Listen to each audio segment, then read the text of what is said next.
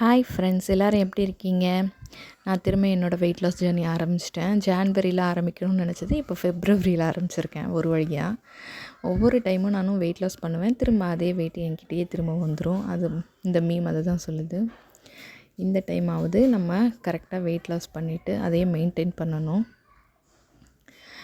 Last year தீபாவளிக்கு முன்னாடி கொஞ்சம் வெயிட் லாஸ் பண்ணினேன். ஆனால் அது திரும்பியுமே அதையும் விட அதிகமாகவே வெயிட் கூடிடுட்டு, அதனால் இப்போது நான் திரும்ப மறுபடியும் வெயிட் லாஸ் ஆரம்பிச்சிருக்கேன், ட்ரான்ஸ்ஃபர்மேஷன் பண்ணணுன்ட்டு. இந்த ட்ரான்ஸ்ஃபர்மேஷன் எதுக்காகன்னா, என்னோடய பர்த்டே ஏப்ரலில் வருது. அதுக்குள்ளேயும் நான் ஒரு டார்கெட் ஃபிக்ஸ் பண்ணியிருக்கேன். அந்த டார்கெட் ரீச் பண்ணுறேனான்னு பார்க்கணும். அதுக்காக தான் நான் எனக்கே மோட்டிவேட் பண்ணுறதுக்காகவும், அட்லீஸ்ட் நம்ம யூடியூப்பில் வீடியோ போட்டோம்னா ஒரு நம்ம கன்சிஸ்டன்சி மெயின்டைன் பண்ணுவோம். நம்ம அட்லீஸ்ட் யூடியூப்பில் போடுறோங்கிறதுக்காகவே நான் அதை கண்டினியூஸாக பண்ணுவேன். அதுக்காகவே நான் இதை யூடியூப்பில் அப்லோட் பண்ணுறேன். நானும் தீபாவளிக்கு அப்புறம் அடிக்கடி சரி மறுபடியும் ஸ்டார்ட் பண்ணேன். ஆனால் அது கண்டினியூ ஆகலை. இப்போ இந்த 2 மந்த் எப்படியாவது ஸ்ட்ரிக்டாக ஃபாலோ பண்ணி நம்ம டார்கெட்டை அச்சீவ் பண்ணணும்னு நினச்சிருக்கேன். இன்றைக்கி மார்னிங் நான் ஃப்ரூட் ஸ்மூதி தான் எடுத்துக்கிட்டேன்.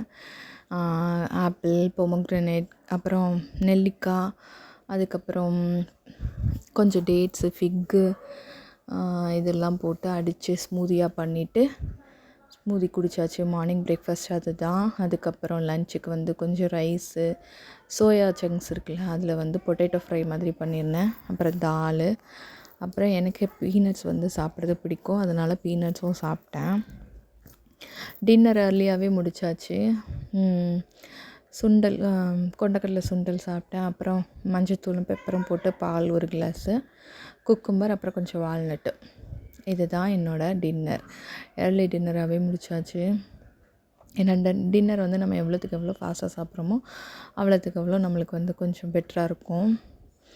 அப்புறம் எனக்கு இப்போ ஆல்மோஸ்ட் 40 ஆல்மோஸ்ட் இல்லை 40 முடிஞ்சு 41 ஆக போகுது.